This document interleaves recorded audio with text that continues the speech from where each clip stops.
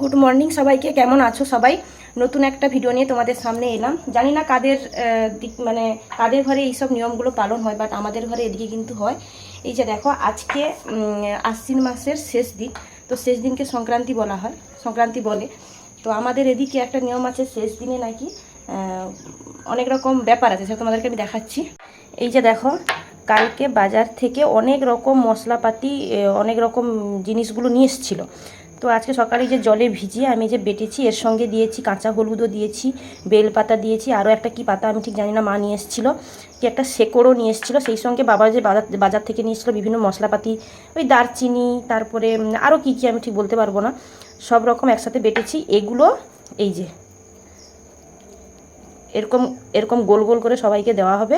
এটা খেতে হবে, খেলে নাকি খুবই ভালো, বছরে নাকি এটা খেতে হয়, মানে আজকের দিনেই খেতে হয়।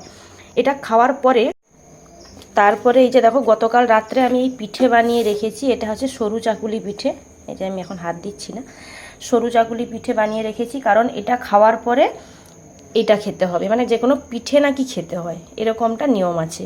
সেই সঙ্গে আজকে আমাদের ঘরে 7টা শাকের ভাজা হবে এবং 7টা তরকারি রান্না করা হবে। হ্যাঁ, তো ঠিক আছে, সাথে থাকো, কি কি হয় অবশ্যই তোমাদের সাথে শেয়ার করব।